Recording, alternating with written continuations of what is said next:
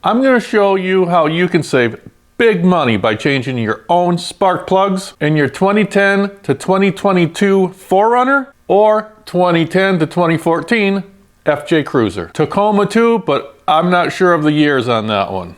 The labor cost to replace these spark plugs can range from $180 to $230. And that's just labor. That does not include the cost of the spark plugs. Let's get started. On the passenger side, we need to get rid of all of this.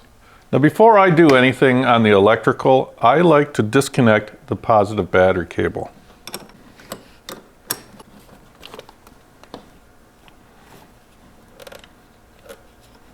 First thing that comes off is an easy one. That's the engine cover.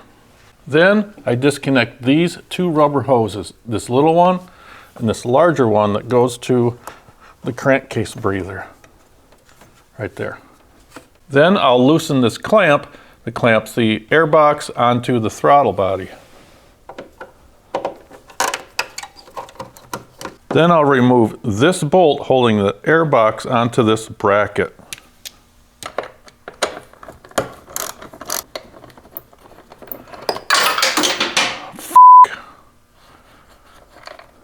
Then I need to remove this wiring harness from the airbox. There's a little clip here, here, and one down here.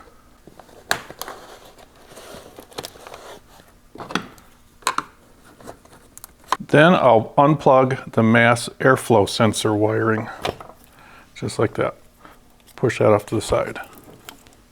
Then I'll undo these 4 clips that hold the airbox cover onto the base. Then I should be able to pull this whole assembly right off of here. Yep, right there. Pull this filter out. Now this is somewhat optional. You may not have to do this.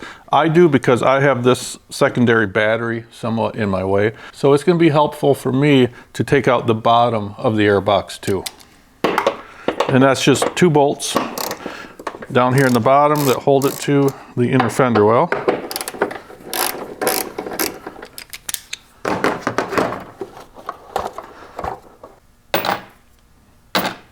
And I can pull this right out of there. Get that out of the way. Now this air injection unit right here is right in the way of one of the spark plugs. We've got it on both sides, so this has to be moved out of the way. We start by unplugging it here, this wiring harness. To do that, you push down on this little tab here. That will release the clip. Then using 2 hands, pull it out. On the air injection, you'll see a metal tube that comes from it, goes down to your exhaust manifold. This has to be removed.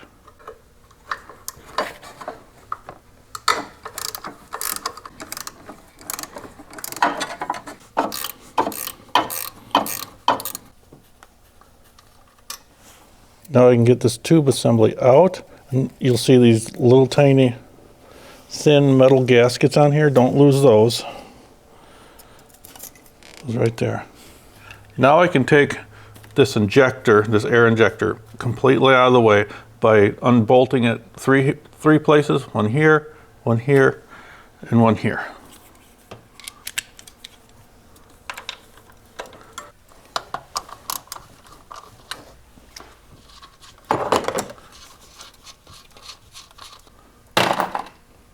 Now I can get this injector pulled up and out of the way. Just like that. On the driver's side, it poses its own challenges, to say the least. We do have to get this injector out here because it's, again, covering up a plug. First thing I'm going to do is disconnect these heater hoses from these brackets right here, and push that out of the way a little bit. That'll give us a little bit of extra room. To get these, there's a little tab down in there. Pull that back with your fingernail, and that'll slide off that little bracket right there. Same way over here.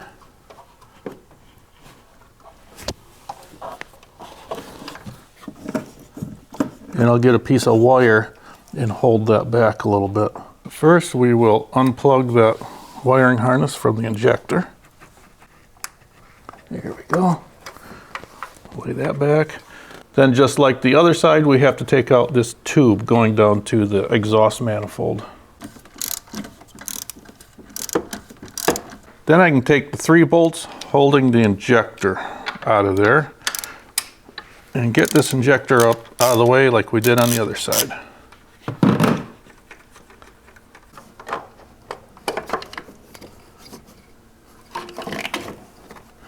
There, that's out of the way. Now we can get to the coil packs and then the plugs.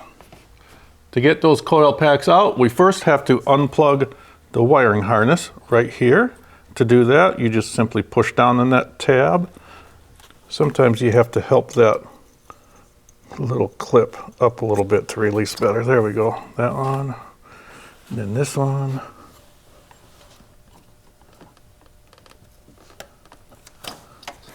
And the one in the back.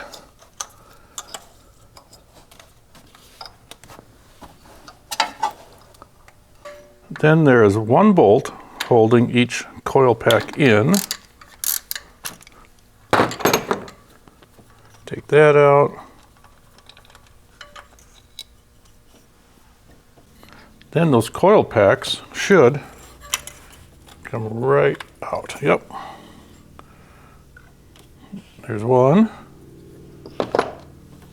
Here is number 2. Come on. Right there. And the 3rd one on this side. And there's the spark plug way down in there. To get those plugs out of there, I'm going to use a couple of extensions on my ratchet and a 5/8 spark plug wrench.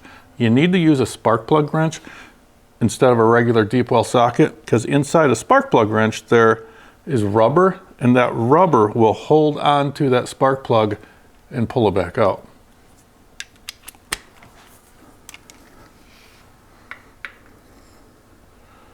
Get it down in there, make sure it's on good. And then make sure your extensions are straight. And it should come right out. And here's the second one. Now as you take these out, be mindful of what they look like. Make note if there's any kind of oil residue on them, or if they're of a different color than the other plugs you're pulling out.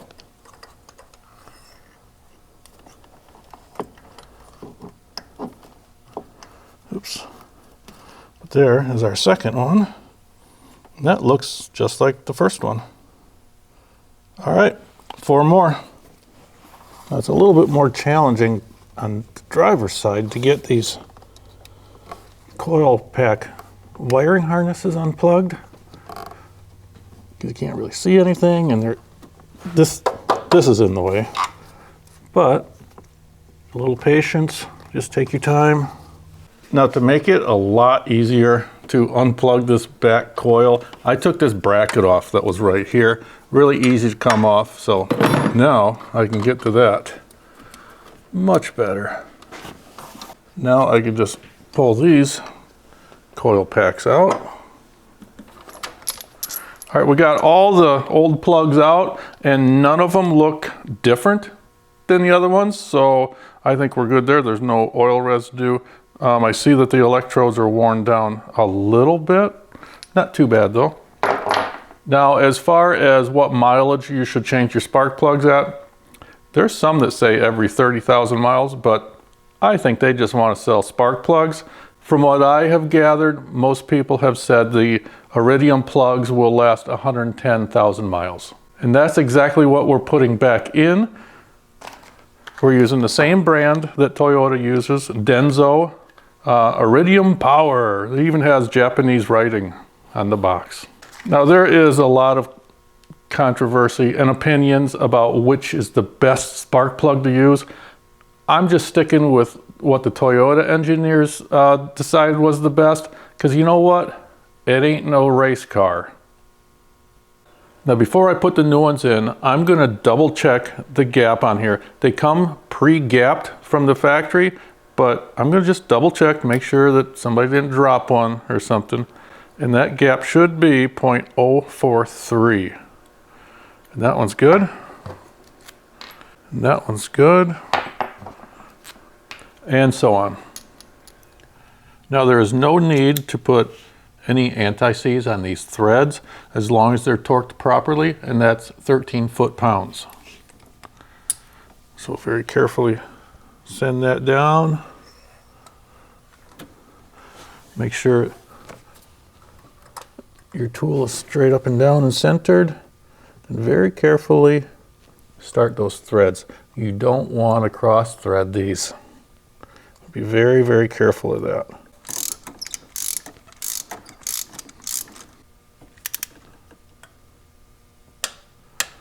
That's it, 13 foot-pounds. So I'm gonna go ahead, we don't even have the plugs in the other side yet, but since we're on this side, I'm gonna put the coil packs back in. We just wanna clean them up a little bit, especially here, this rubber piece that goes down inside the head. Make sure that seals up good. And that looks good. Very carefully put it back down in there. Line up that bolt that holds it down. And push it down. Just like that. Make sure it's seated down properly all the way. Then I can get a bolt back in it.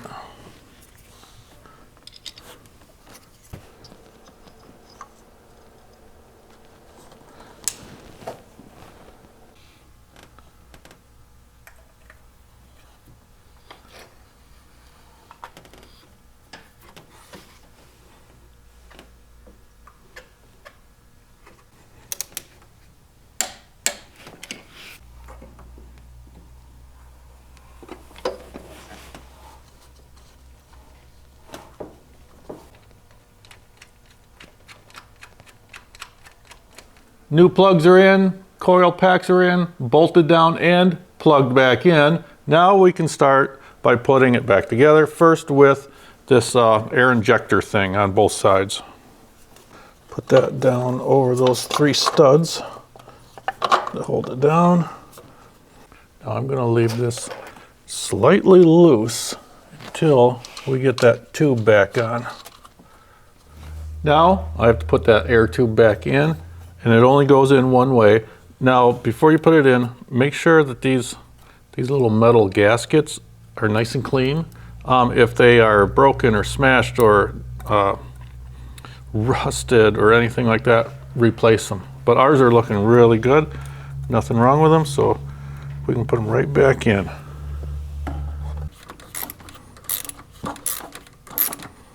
And we can plug that back in. Make sure it's seated and that clip is in there. Hold it in. And on to the other side. And I'm not going to forget to put this bracket back on in the back on the driver's side. Now I can just tighten everything back down. And put those heater hoses back in those brackets.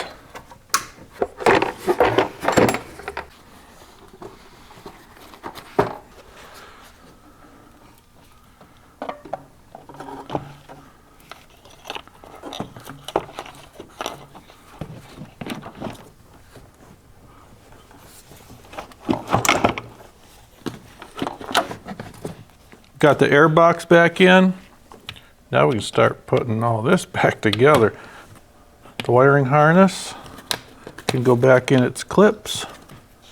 Plug the mass airflow sensor back in till it clicks. Might as well put these 4 clips back on here. Then there's that 1 bolt that we have to put back in here. And you know what? Look, there's no extra parts. You know you did a good job when you don't have parts left over. But if you do, just put them in a bucket and you'll use them again someplace else. And tighten down your hose clamp here. And don't forget those 2 rubber hoses. There's this big one, goes in there. And that little hose that goes up here. Then the engine cover can go back on. Battery can get hooked up now. Yay. All right, Mary, start it up.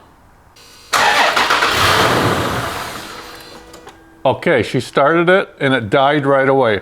Don't worry about that. That's normal. That's just because we had the battery disconnected for a little while. Okay, go ahead and start it back up.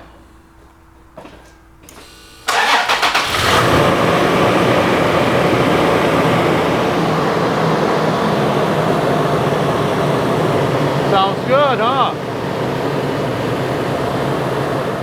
Well, that didn't take long at all, and look how much money you saved by doing it yourself. Now, if you like this video, hit that like button, and please consider subscribing to our channel. Thanks for watching.